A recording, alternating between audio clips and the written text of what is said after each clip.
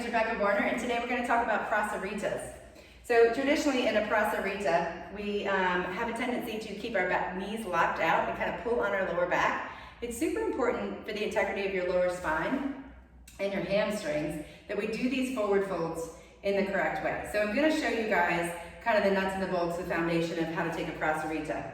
The first thing starts with the feet. I want you to think about, I'm facing you just for a moment, I'm going to be turning sideways so you can stay whichever way you were on your mat, but I want you to think about kicking your heels out just a little bit. Now for me, this feels pigeon-toed, right? But if you see on the video, I can see my reflection, my feet are actually parallel to the sides of the mat.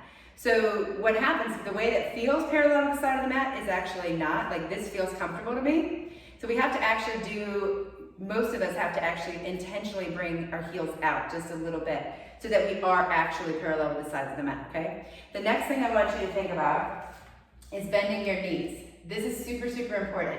When we come down with knees locked out, we're gonna be pulling on the lower back. There's no way around it. So what I want you to do is bend your knees and then come down, hands to hips, and you can bend those knees as much as you need to get down there, all right? So now your hands are on the floor or the blocks and you still have a straight spine and bent knees. Take a breath in, a halfway lift, and then keep going, hinging forward with a straight back. You're gonna go as low as you can, and when you get that low, then you round the chest down and let the head drop. Notice I've still got a huge bend in my knees. I'm all the way down. This is where you should be. It doesn't matter how flexible you are, it just matters that you're able to get down here. So we bend our knees to get here, and then once we get here, that's where the stretching begins, okay? So you're gonna, as you breathe in, you're gonna lift those hips just a smidgen. And as you breathe out, you're gonna bring your chest and your head down. So each breath is gonna carry you deeper into the pose, and maybe you end up with straight legs, and maybe you end up more in a squat position. What matters is that you're gently stretching your hamstrings in a way that's not pulling on the lower back. This is also a nice stretch for the glutes, all the way up to the crown of the head. So take another breath in and out. Bring your hands under your shoulders, take a halfway lift, inhale. Now the way to come up is just as important as the way down. If your knees are not already bent, bend your knees.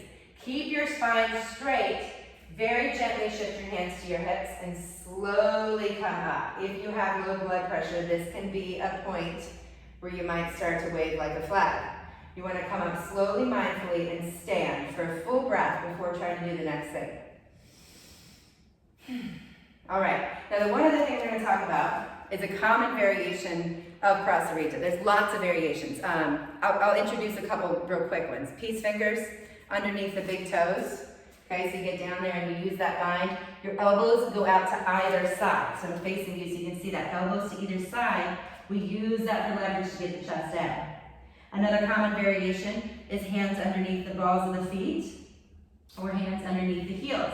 So anything that we can bind, in yoga we love to bind and just gently tug the chest down, but again, it's super important to keep the knees bent to get there, and then once you're there, that's when you start to work the legs straight. The most common variation of Prasarita is traditional, like we started with, but the second most common would be with the arms bound behind the back. So let's talk about that for a moment. What I see a lot is people look like they're just like hanging on for dear life back there. Super big fold in the palms. What I want, I'm gonna grab a towel so I can show you this. What we want is straight wrists, all right? So we're gonna begin to build the pose by rolling the shoulders up, back, and down. So the shoulder blades are already hugging together. And then I want you to lace your fingers together and then work the palms towards each other, okay? So what you'll feel is just by taking this stance, your heart is already puffing up. It's kind of impossible to do this without puffing the heart up. Now, notice how we've got straight wrists back here. That's not available to everybody. If it's not available to you, then I want you to grab a towel. I'm going to show you the same thing with a towel. Roll the shoulders up, back, and down. Hold on to the towel. Turn the palms to face each other. And then again, same way, draw the knuckles down. Now you might have a beach towel. You might have a tiny washcloth. Doesn't matter. What matters is if you've got straight wrists, straight arms, heart puffing up, all right? So same thing, heels out, bend the knees, take a breath in, lift the heart this time. Hinge forward from the hips. Knees are bent. We're gonna get all the way down there. Let the head drop, and then gently draw the knuckles away from the hips.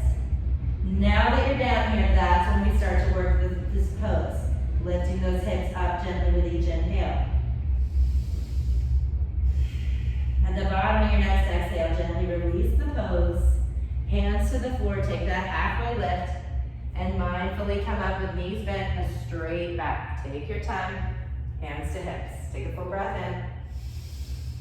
in and out. Good job working on those Prasaritas, guys. You're going to encounter those in most practices, so it's super important that we're preserving the integrity of our spine when we do so. Great job. See you next time.